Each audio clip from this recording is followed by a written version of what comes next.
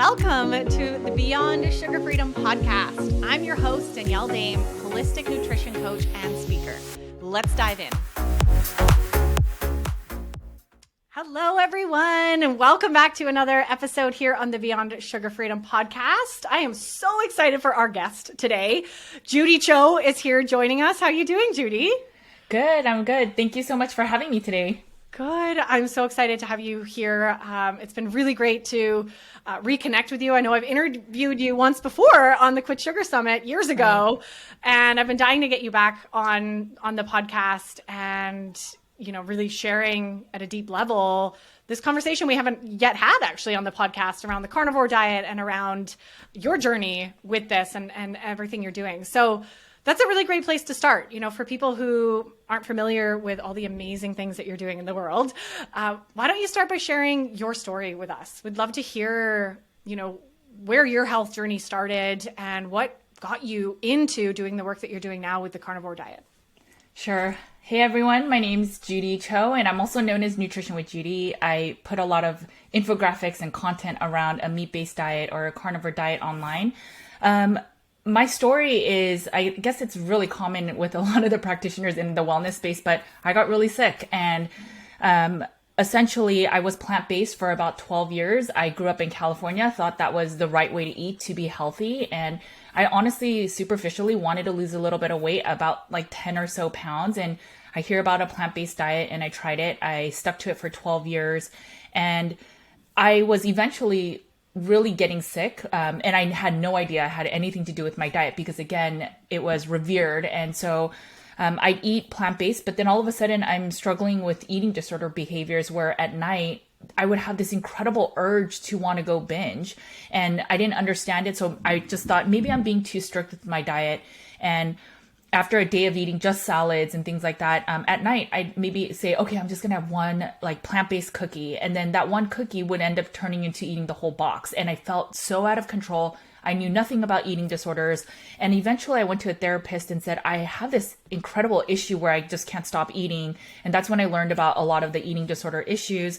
And again, not once did anyone ever say that it had to do with my plant-based diet. So I continued life trying to go through several eating disorder therapist programs, and none of it fully worked. I learned a lot about intuitive eating, mindful eating, and it didn't bridge the gap enough. There were long periods where I'd feel better, but over time I'd end up back into a binge purge cycle and I would just get sicker and sicker. And again, never once did I question the diet. And that was 12 years. I ended up getting married, having a child. And I think once I had the child and a lot of the schedules changed where I was nursing around the clock, not still being really healthy with my diet. So I would binge and purge even after nursing my son. And finally, things just kind of came crashing down. I had to take antibiotics for having mastitis. It's where you have an infection in your breasts. And there was something with the lack of sleep, my eating disorder behaviors, eating very poorly and just trying to want to lose weight so quickly after having a baby. So being possibly malnourished with also nursing my son, I lost my memory and I don't know what exactly happened. My parents got really worried because I was just acting out of sorts. Again, I don't remember what exactly happened, but we have a psychologist in our family and he said to take me to the hospital, and not the regular physical hospital, but a mental hospital.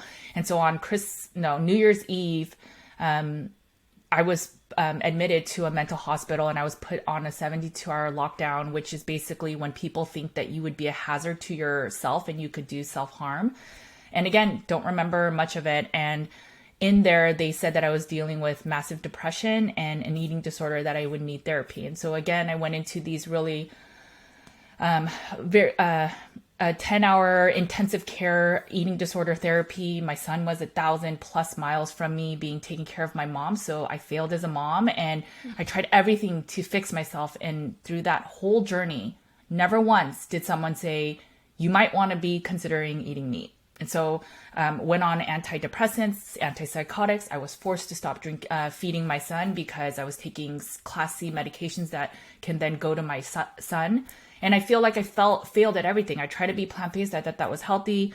I tried to nurse my son. I had to quit early. I was taken away from my son for about a month. And so I was no longer like the good fit mom, which is everyone's first fear as a first-time mom. And then through the eating disorder, I learned such great tools of figuring out what was broken in me, that I wanted to be a perfectionist and so many other things. But I never learned about meat and the nutrients. They would teach me to eat in moderation, and that just didn't work for me. And what ended up happening is my brother went on a keto diet, and I thought that was crazy. I thought having like a bulletproof coffee or a coffee with a bunch of butter in the mornings is going to cause him to have a heart attack. I ended up doing a lot of research, and only to find out that I was the one that was wrong. So I was on a plant-based diet, and to be fair, I wasn't eating a lot of fat. So it was a low-fat plant-based diet, which then affected my hormones and mental health. And as I did more research and I just started going down these rabbit holes about cholesterol and all the things about a plant-based diet that may be missing versus a diet that's rich in nutrients from meats and fats, I just realized that maybe I was wrong. And I decided to go back to nutritional therapy school because I was actually on disability on leave because of my mental illness. And then during that whole time, I just realized, I was trying a keto diet, eating plant-based, added the higher fats. But again, I would fall and I would have a binge purge cycle. And out of desperation, honestly, I tried a carnivore diet. I thought it would be for maybe a week or two just to see, maybe it'll give me a reset that I needed. But when I was on it, my life changed. I started struggling less with the eating disorder, that overwhelming need to go and binge no matter what was on the line. That started not being present. I mean, the physical desire wasn't there as much, even though like the mental part was still there. And over the years, I just realized that it was never me that was broken, that I wasn't the one that I wasn't born with depression, which the psychiatrist told me that I had mild depression my whole life. I didn't need medication, and I'm not on medication at all anymore. And I just realized that if I just dialed into my diet, that so much healing could be done. And when I got my life back from eating a carnivore meat-based diet, I just wanted to give back because I was at the brink of wanting to not live anymore, and depression, and just being in my head all day long and not even being able to enjoy my children. And once I got that back, I just wanted to serve the communities and share my story so that other people never have to go through what I did. Yeah. Wow. Wow, Judy. That's a lot.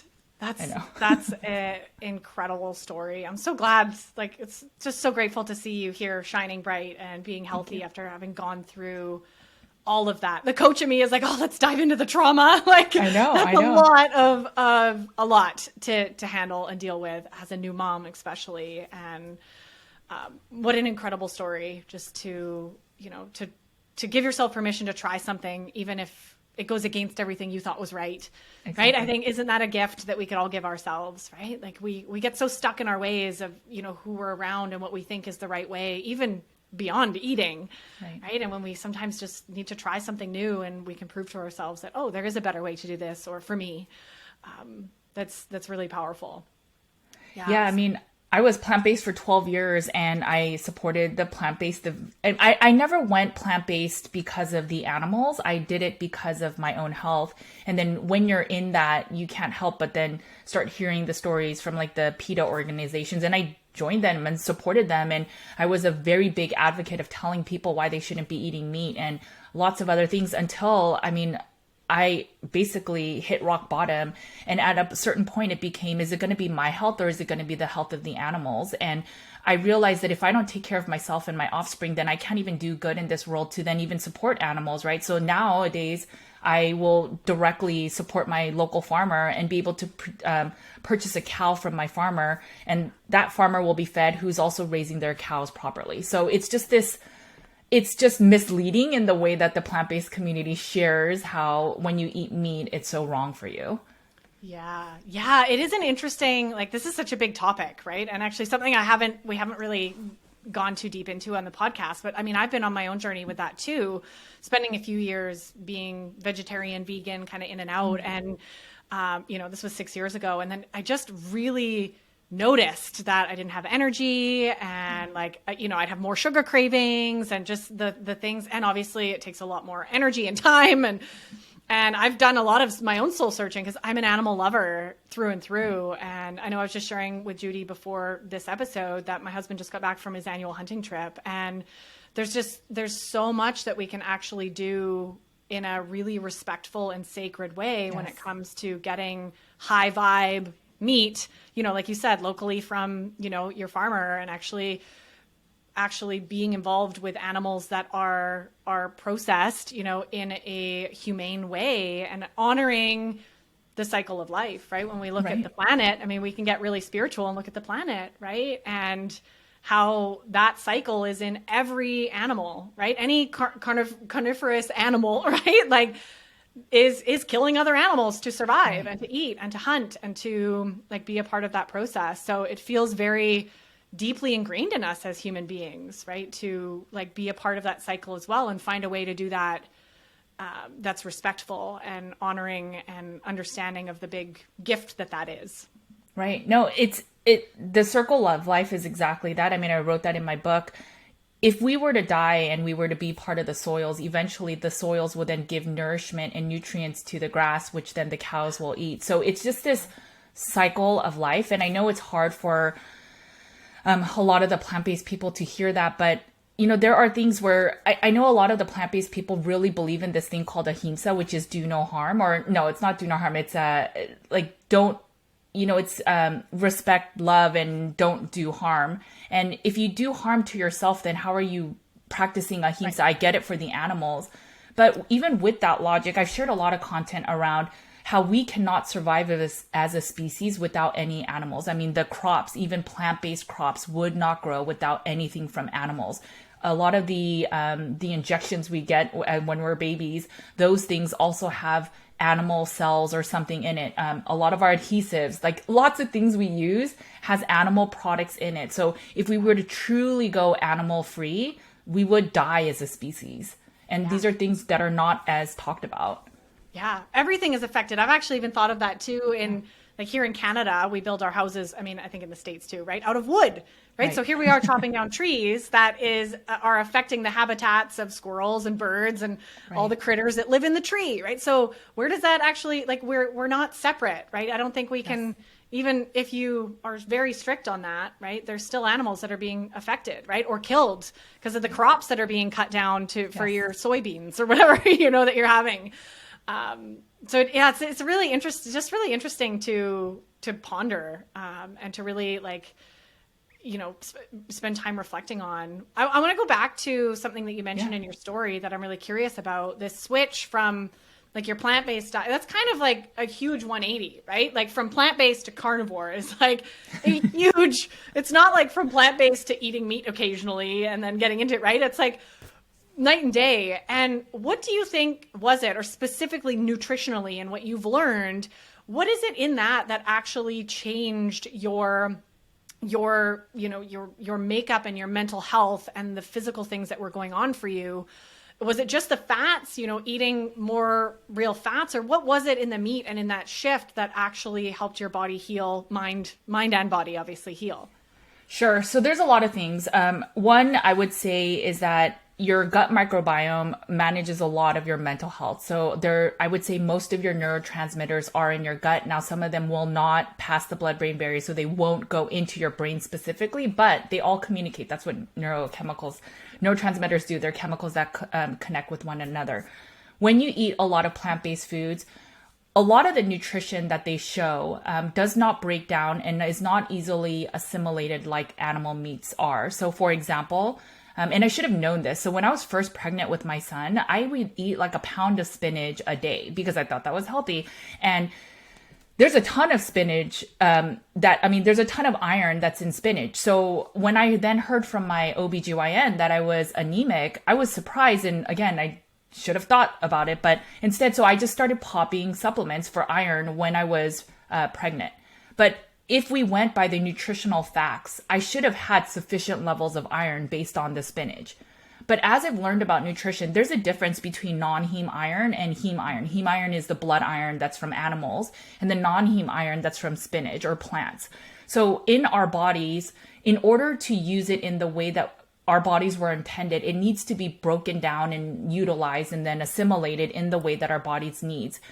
And there's so many plant-based foods that are like that. So iron's one, vitamin K2 is another one. So we think, oh, vitamin K is rich in certain plant-based foods. but it's not the one that's necessarily properly assimilated. And there's so many examples of that. There's vitamin A that way. So we think of carrots will give you good eyesight because it's rich in vitamin A, but it's not rich in the vitamin A we're able to use. It's rich in carotenoids or vitamin or beta carotene. And you have to basically break down that in your body in a way so that your body can then absorb it. And it also, because vitamin A is a fat soluble vitamin, it also needs fat. So if you're eating carrots by itself with no fat, then there's even a lesser chance that it'll be absorbed in the body. Or you can have egg yolks, which egg yolks are pretty rich in vitamin A, and they're in the form that your body can use. So we all think about how stress and a lot of the modern day lifestyle and toxins can cause gut permeability, right? A lot of us have bloat and indigestion. We have acid reflux. That's all signs that our gut needs support. We may have loose stools or chronic constipation. So when we are already stressed and then we're eating a plant-based diet, which is not fitting for a human species, then that we're expecting our body, which is already kind of imbalanced, to then break down and absorb and utilize these nutrients, which are not in the form that it's ideal. And even if we change nothing about our lifestyle, but we ate just a different form, so the meat versions of all of these nutrients that I just mentioned, then they're more in the usable form. And even if your gut's a wreck, there's a higher chance that you will absorb and assimilate a lot of the nutrients. So yes, there is some facts with some of the fat. I mean, I definitely felt better on a keto plant-based diet, but there was a huge difference once I started consuming actual meat because of a lot of the other nutrients. Fat does have some level of nutrition, but is nowhere near the actual meats and plants that have nutrition. So it's really the coupling of the meat with the fat that really changed my health. And so when you start eating less plants, and plants also have a lot of anti-nutrients, and what that really is if you think about an animal, they're able to run away from you so they won't be eaten by their predator. So they don't need to store toxins to produce or to have their species proliferate over time. With plants, they're stuck in the ground. So how do they protect themselves? Like they too want to recreate and stuff. So a way that plants have over the eons have really supported their own species is by having plant toxins.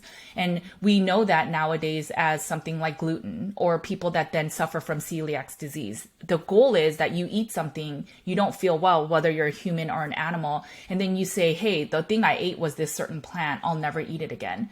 We eat all these commercialized foods and processed foods, so we don't really know what is causing us to have like eczema and just basic things or even mental illness.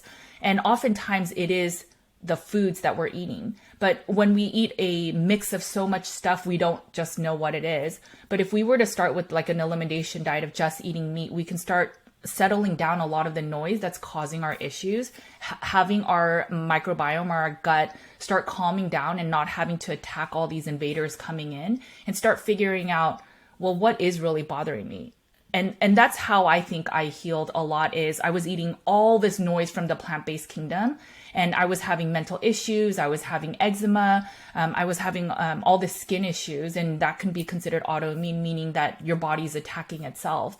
And once I started just letting the gut microbiome calm down with just meats, I started all of a sudden having no skin issues. I wasn't having as many mental issues. And obviously you absolutely need to still work on your relationship with food and all the other traumas you had mentioned, Danny. But there's a core of, if you fuel the body itself correctly, then there's one less step that you have to figure out with the healing. So then you still have to work on the mindset, but at least your physical body is not releasing hormones that are telling you I'm insufficient or I'm deficient in certain nutrients. So you need to go and get those nutrients because you're not eating them.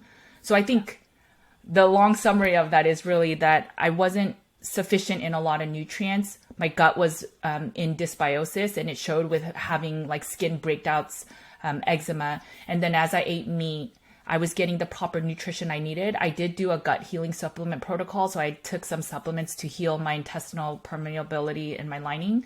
And then with that, I just started healing, and I no longer needed any medications, and I wasn't stuck in bed with depression.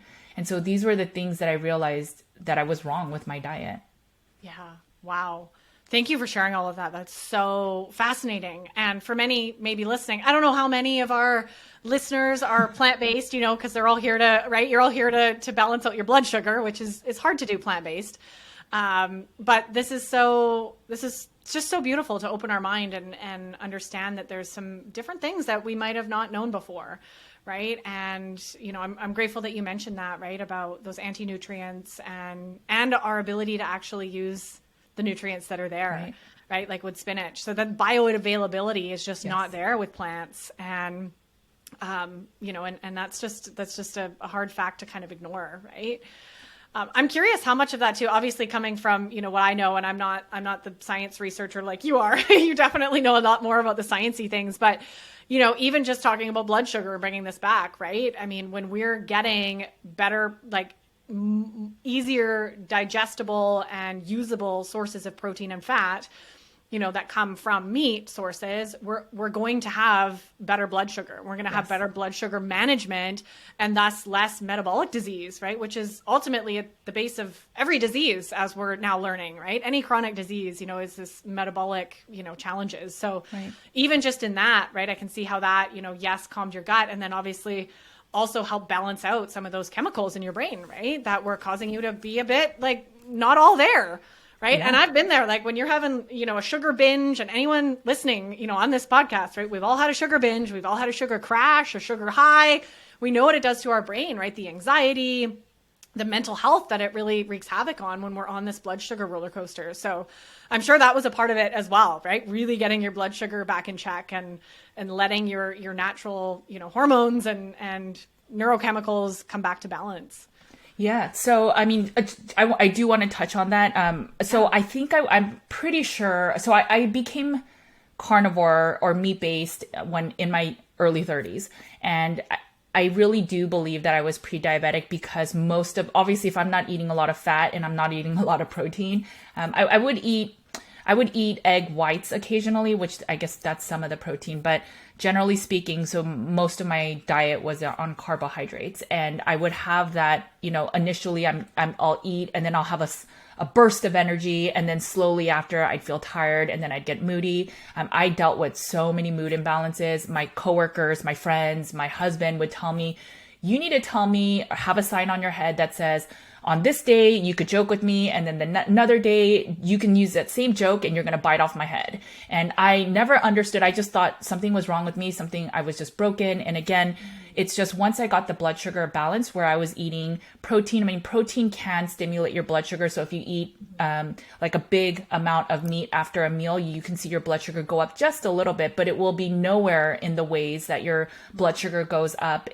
eating a lot of carbohydrates. And that could be plants, but obviously plants have a little less. And when I say plants, I mean vegetables, but vegetables have a lot less carbohydrates than if you're eating like processed carbs, for example. And the easiest way to really think about that whole blood sugar balance is the more you consume a lot of sugar or carbohydrates rich in carbs, then your blood sugar will go up, your insulin will have to come out, and all of these are regulated by hormones. And when you tap into those hormones too much, oftentimes they'll either stop working as well, or they'll just be fatigued, or whatever the reasons may be, but it just doesn't work as well. And then you have to tap into cortisol, which is another hormone produced by your adrenals to then balance your blood sugar and your insulin.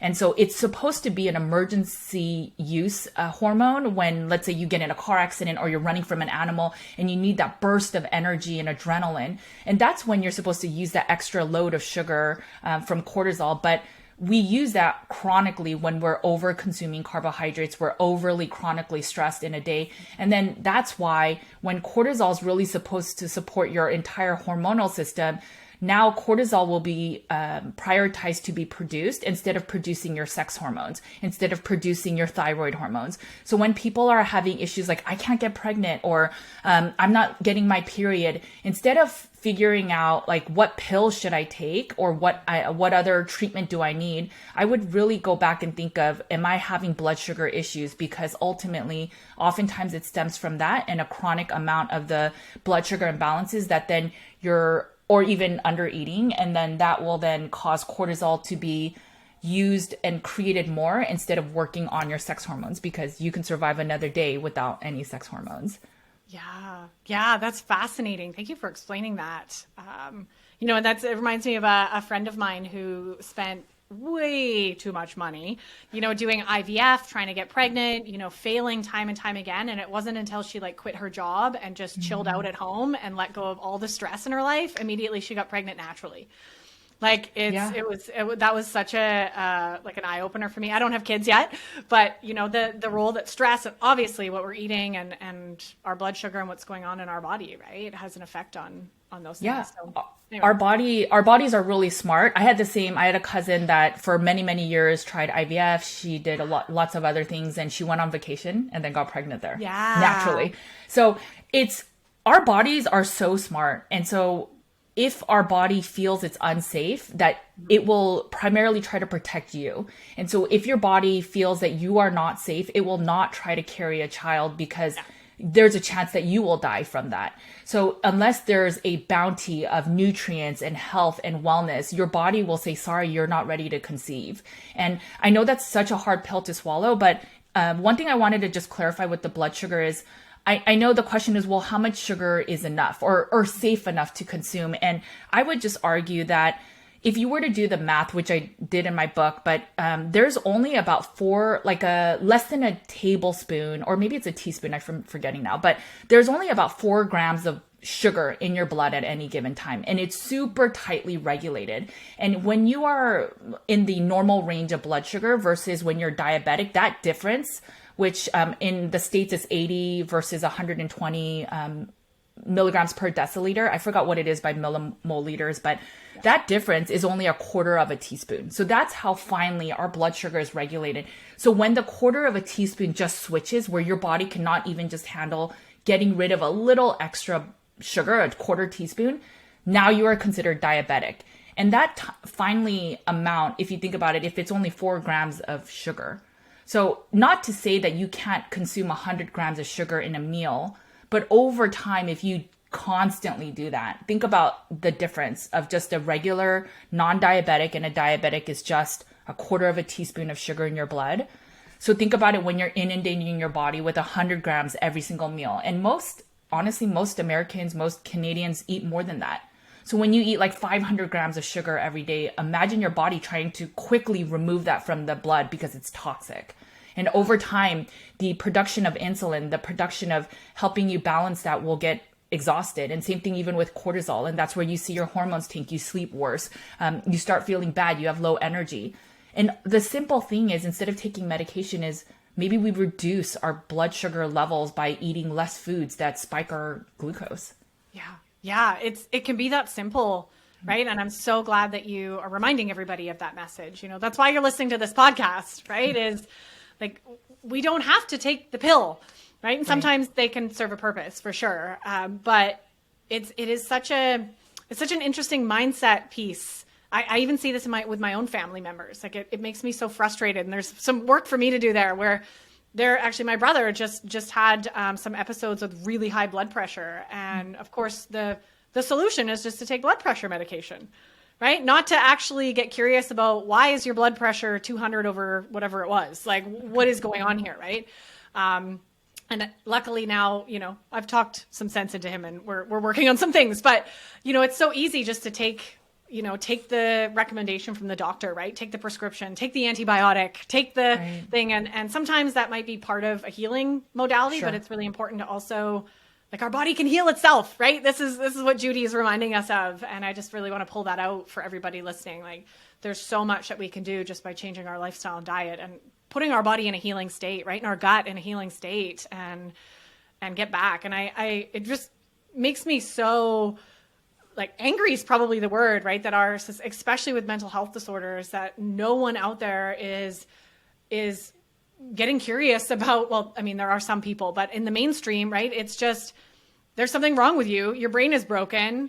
Go to the hospital. Here's some drugs. It's not, hey, let's try to naturally balance your brain chemicals because there might be something out of alignment with your hormones and what you're eating, right? So the fact that you had to go through that on your own and kind of just start guessing and experimenting without somebody actually like planting that seed for you is really frustrating. Right? It's really frustrating that that's how it works. I trusted my psychiatrist, my dietitian, my whole team that helps with the eating disorder space. And my doctor said, there's some people that are born with illness. If you have a broken arm or your arm doesn't work as well, sometimes you may need Tylenol and you might have to low dose it. And I believe that. It made full sense to me. Okay, maybe I guess my wiring of serotonin is not fully working. And so I guess I need antidepressants. And I followed it until it wasn't working. So I think it was 3-4 months in, and I was on the highest dose of serotonin, like the SSRIs. And so when it wasn't working and I told my doctor of, hey, I'm starting to binge and purge, my mood's not there, I'm not happy, but I'm not sad, so what's going on? And so the answer instead was, well, there's these other drugs, these antipsychotics that you can also take, and they're normally for bipolar or for schizophrenics, but we've also seen it help with depression. And so the answer was to take more medication. And the reason why I decided to stop and it was the, I guess, vanity side of it, but those other medications make you gain weight. And that was not okay with me with someone that had an eating disorder. And I think the part that has frustrated me over the years is, just recently they've been saying, and a lot of studies have been coming out saying that actually depression might not be a serotonin imbalance. And so I think 1 in 3 Americans now are being diagnosed with some type of depression, and 1 in 3 are on some type of medication. Or antidepressants. The thing is, if it was truly just that the serotonin was imbalanced and we just needed a little bit more serotonin, which is a neurotransmitter in our brain to help us not feel as depressed, well, there are so many more people on antidepressants, yet depression is rising. So there's no logic in that. It's just, okay, here's the problem was not enough serotonin. Here's the answer, which was SSRI, and enough will then not have you feel depressed, but that has not been a solution for most people. And so what we are finding actually may be that it's really inflammation in the brain that's causing people to have mood imbalances. It's the gut and the brain gut balance, that neurotransmitter stuff I was talking about. When there's not enough serotonin, most of your serotonin is produced in your gut. And so if there's an imbalance because you're eating too much sugar and there's inflammation in the body, these low doses amount of inflammation, now the new science is saying maybe that's what's causing a lot of the depression. It's really hard to see that most of young Americans now, I think most kids are on anti-anxiety meds and on antidepressants, and it's just considered normal. And it shouldn't be. There's I learned this not too long ago, but there's a chemical in meats called anandamide, and that helps you to be calming. It's almost like there's a chemical in CBDs that do the same thing. It's rich in fatty meats. So when the general mainstream is recommending don't eat fatty meats, don't eat beef, right? Instead, eat chicken and lean meats and get your fats from, like canola oil, and then get proteins from like soy. Oh boy. Do we wonder if some of our mental issues, which are much more uprising now, can it be related to our diet? And the thing with the medications is that they're all Band-Aids. So yes, they might make you feel better for a little bit, but long-term, even blood sugar imbalance medications, you could take metformin now, but if you don't change your diet, eventually you're going to be shooting yourself with insulin, and eventually that will not work. Yeah, 100%. I'm so glad that you brought that up. I love this quote. It's actually, I don't know if you're familiar with Gabor Mate. He's someone, yes. So in his new book, or one of his interviews, he just launched a book. And that's a lot of the coaching that I do really aligns with the work that he does. And this understanding around depression being, and I'm by no means an expert in depression. I'm going to preface with that. But in my work in the last 6 years in working with women, and even in my own ups and downs of emotional health, depression is just depress, right? To depress something.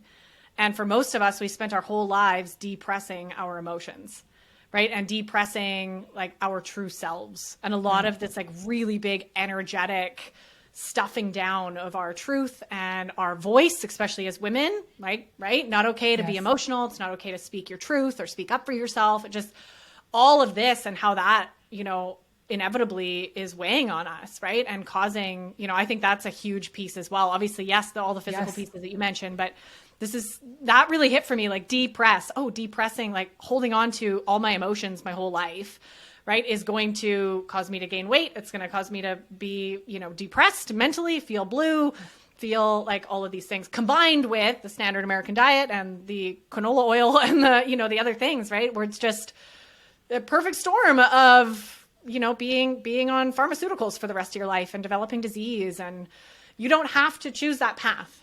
Everybody listening, right? This is such a beautiful message. So yeah.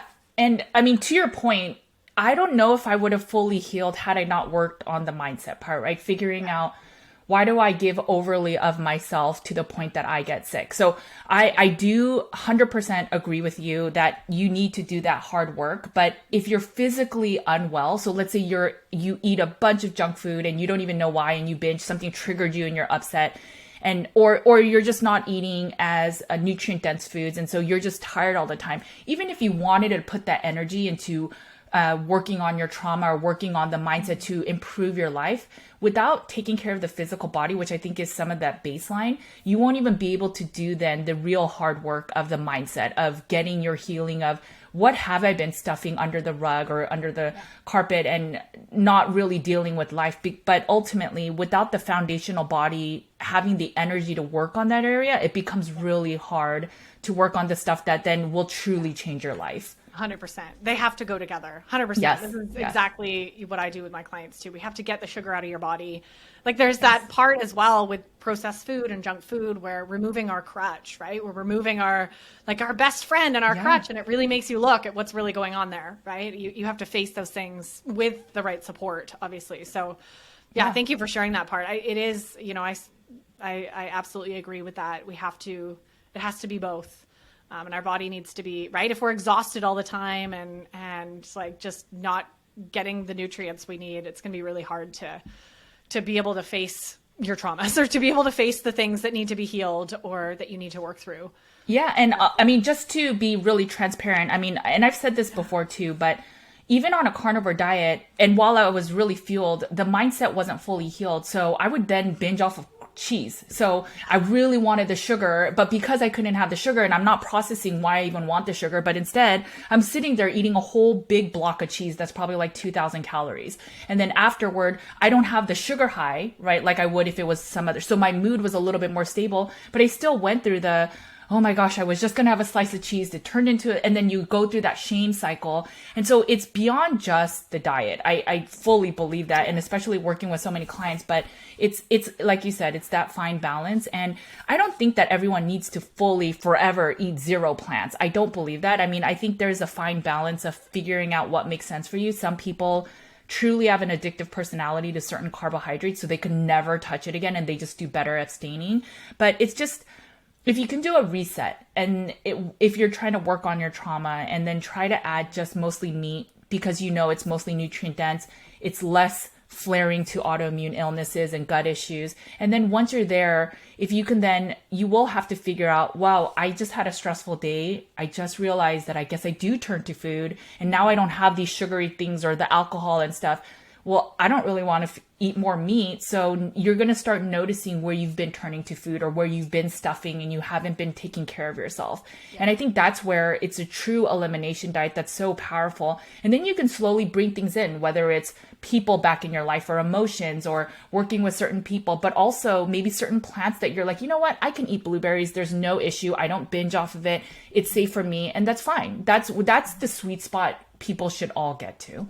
Yeah. I love that. That's a great a great message, because that was going to sort of be what I wanted to ask you next was really this, do you believe that, carnivore is number one for everyone? Like, do you think everybody would do well on carnivore? And, is there a middle ground, right? Like full disclosure, I've never done full carnivore. I love having my plants and my variety, but I have transitioned to eating, I eat meat every day and I eat way more meat than I used to. And it feels good in my body, right? And trusting in that process too. So like, do you think it can be healthy to have that middle ground? I know you're kind of just touching on that or like, do you think everybody should try a stint of time, 100% carnivore? Yeah, so I would say if you are suffering from something, which I guess in a sense everyone is, Yeah. if you've tried all avenues and nothing's changing it, so it could be chronic illness either physically or mentally, then yes. I literally tried every type of diet. I tried the medications, I tried the therapy, I tried the dietetics in the way that standard American diet wants. And I did all of that stuff and it did not move the needle enough for me. It was carnivore that took me to then be able to have the physical wherewithal to then focus on the mindset stuff. I think if you've tried everything and you're just kind of sick and tired of being sick and tired, then yes, I do think everyone should try a meat only or an all meat elimination diet. And I think it becomes super daunting when we think it's forever. Like, so forever I cannot eat XYZ. And yeah, that's miserable. But if we think of it as I am going to heal my body and get to a baseline of optimal health and then figure out from there, how much do I want to include and figure out that balance? I think that is ideal. So if everyone could maybe try an all meat diet, even for a month, maybe 2 months, and then figure out, wow, like I all of a sudden now can sleep through the night. Wow, I can actually tolerate my boss better, right? I don't have as many ups and downs in my moods, or my energy is a lot more consistent. And once you find that balance, then you can figure out, do I want to add back, let's say, steamed broccoli? And if you try the broccoli and you start feeling unwell, and you may have to slowly reintroduce it because it's normal to feel a little bit of bloat with carbs. But if you try some broccoli and let's say you add it for a few days at a time and you feel fine, you have no reactions, no skin issues, no mental health things, then maybe it'll be okay. And maybe that's the thing that you'll add back. I don't think that, I wouldn't say that everyone has to do meat only long term. I think that our bodies are resilient. Our health is resilient enough that we can add some carbs back. But that definition of carbs really depends on the person. So if you deal with autoimmune, I'd probably not add back lectins. If you are struggling with mental illness, and you were a sugar addict, I probably wouldn't add back the very sweet fruits. So it's just this fine balance.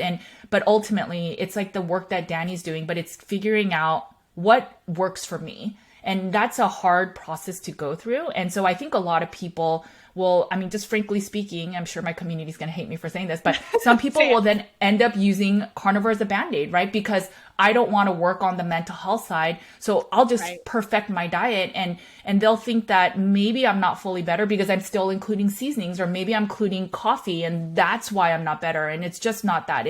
The diet is so absolutely fundamental to health, but there's a lot more to our body. I mean, our brain controls everything that goes on with our body. Our gut manages so much of what goes on in our body, of, how we react to outside stimulus. If we have trauma in our brain, it doesn't matter how much good quality meat you eat. If you don't handle that trauma, your brain will see something that maybe to someone else is just a normal event, but you may react in trauma, kick up the cortisol and the endocrine system that HPA access, and your gut will be more permeable just from that. So I think the answer is, yes, you can eventually find an optimal version of a carnivore diet or a meat-based diet that works for you, but you have to do the hard work to get there. And it's not that simple. And no guru on the internet is going to give you that answer. Yeah. Oh, I love that. I love that. Thank you for just being raw and honest in that. I think that's so true. It's so easy to become dogmatic, right? Or become sucked in and start using, like you said, as a Band-Aid, right? I'm just going to focus on this.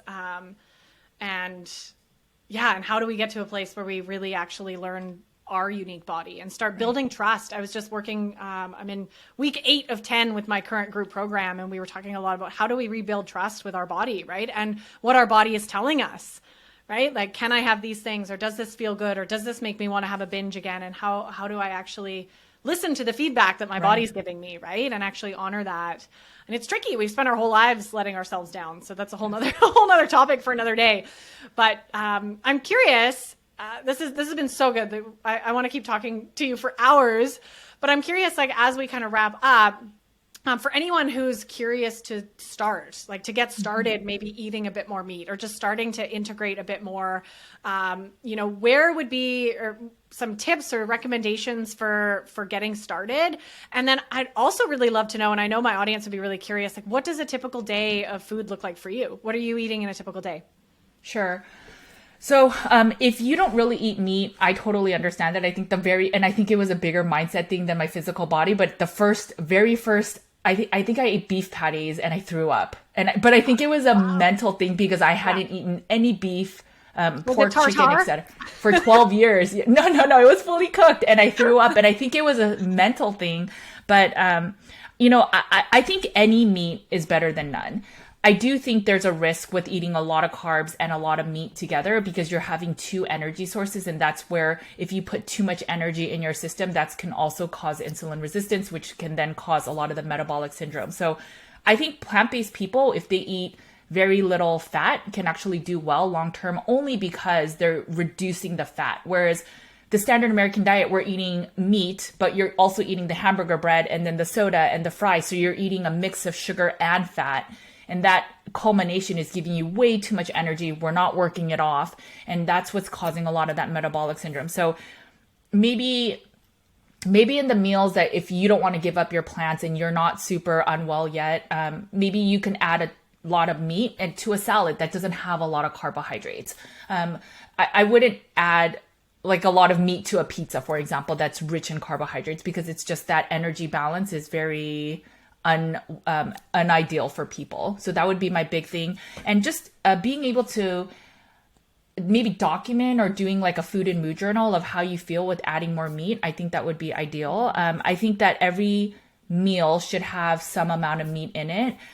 We generally as a population eat meat mostly at dinner, and I've researched some really profound researchers in the protein amino acid space, and they say that you really need protein from the very beginning that you wake up. If you are worried about as you get older sarcopenia or losing muscle mass or bone health, you really want to focus on getting enough protein in the first meal. And he says a good amount of protein is about 40 to 50 grams. So that's almost, I don't know, like 10 ounces of a steak or something in the morning. But typically we will eat like oatmeal and orange juice and fruits in the morning with maybe some bacon or maybe some sausage. But generally speaking, I would look into the work of, I'm forgetting his name. Oh, Dr. Donald Layman. And he's a true expert. He's in his 70s and a true expert in protein synthesis. So with that said, I generally try to eat at least 2 meals a day because another thing about protein is that if you eat all in one sitting, sometimes it's too much protein where it's not the most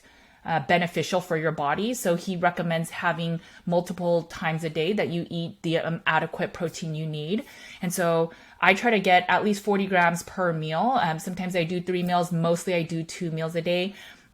For lunch, it's a little bit lighter than my dinner, but it's really anything. So I could do like eggs and some meat. We eat eggs a lot because the egg yolk, and we can tolerate it. Egg yolks are rich in so many different minerals and nutrients, so that's a benefit. And then it could be any meat. So I like to eat the rainbow of meats, beef, pork, chicken, fish, salmon, rich in omega-3s. And then for dinner, I'll do something very similar. Normally it's one main meat. So oftentimes it'll be like a ribeye. Sometimes I'll add more fat, and I trust my body at this time. I'm 5+ years into a meat-based diet. And sometimes if we're out now, if there's like a little bit of asparagus, I might pick one and I'll eat a little bit of it. And because again, this is me showing resiliency to my eating disorder, to my mental health, to anti-dogma, right? That I am, as much as I'm a carnivore advocate, it's changed my life. I know that my body is strong enough that it can tolerate a little bit of asparagus if I choose to have it. And a lot of days I'm still all meat carnivore, but there's some days where I'm no longer just carnivore and I'll be eating a meat heavy diet, but there will be some plants. Yeah. Wow. That's commitment. Like that is some serious commitment, Judy, and really inspiring, right? To show that this is possible. And when you feel good, right? Like if this is something that's really working for you, why would you change it? Right. And it's motivating, right? Obviously not wanting to go back to that version of Judy that was really struggling. So that's really, really, really powerful and beautiful. Thank you so much for sharing all of this today. I've learned a lot. I always love talking to you, and I'm excited we'll definitely have to get you back on the episode. I know we've been talking behind the scenes about so many other topics and things that I would love to chat with you about. So where can everybody come and find more about you online? I know you've got a very active YouTube channel, and you're doing a lot of amazing things. So where's the best place for people to connect with you, to reach out, to learn more about what you're doing? Yes. So I wrote a book on carnivore. It's called Carnivore Cure, Cure. And then also I'm on all platforms, pretty much social media platforms, as Nutrition with Judy. And I share a lot of content. It's not only about meat, but it's very meat-based focused, and why plant-based diets are not ideal for pretty much anyone. And then it talks a lot about other levers if diet alone is not working. So that's where I would totally have Coach Danny on to talk about a lot of the other healing of the mindset and loving yourself and figuring out where there's trauma. There's a lot of levers that we need to holistically heal. And so my channel really talks about nutrition as the fundamentals, but then all the outlier things of levers that will bring you additional healing. And for every single person, that's going to be different. Yeah, that's so powerful. So powerful. Thank you for everything that you put out there and do. I can't recommend enough. Everybody go and check out Judy's podcast, her YouTube, her book. I'll make sure all the links, of course, are below here. And yeah, thank you so much for being here, Judy. This has been so much fun. Do you have any final words of wisdom, anything that we didn't get to cover that you're just burning to share? I think the real big message for me is, I really believe that everyone could have optimal health. And I know for people that have chronic illness or that have struggled with sugar addictions or food addictions for so long, feels that I'm broken and I could never heal. And I can tell you from my illness, from my clients, and I work with some of the sickest people in the community from autoimmune and stuff, that we must fight for optimal health. We were not born and created on accident. And it takes so much to create a human, and knowing that we should fight to live a life that's mostly symptom-free. And yes, it's going to take hard work. Yes, it will take effort, but it doesn't have to be that hard work forever. Once you get into a rhythm, you can heal. And I just, from my heart, I just feel that everyone should live the life that they were meant to, and mostly symptom-free. Yeah. Wow. What a great way to wrap things up. That's so powerful. And everyone listening, I hope that you're able to, soak in some of this information with an open mind. I know how easy it is to put our tunnel vision on, especially around ways of eating, and we can't deny that shifts. We learn different things every couple of years, right? And this might be something that you want to try on and really see how this feels for you. So thanks for planting the seed, Judy. You're making me think. I'm like, oh, maybe I need to commit to like 30 days. I mean, I have a freezer full of meat now. I have no excuses. So yeah, I'm not committing to it yet, but I'm definitely going to think about that, even to try this out. So and I will be using your YouTube channel to guide me. So thank you. Yeah, let me know if you try it. I'm happy to support you. Yeah. Thanks, Judy. And thank you everybody for listening. This has been so much fun, and we can't wait to have you back someday as we dive into other topics. And we'll see you all on the next episode. Thanks, Danny. Thank you for tuning in to another episode. If you're loving what we talked about today, please remember to subscribe, leave a review, and share this episode with someone you love. And if you're ready to dive deeper into discovering your root causes and patterns that are keeping you hooked on sugar, be sure to check out our brand new free workshop series that will help you kick emotional eating for good. Find the link to download this free series and other amazing resources in the show notes below.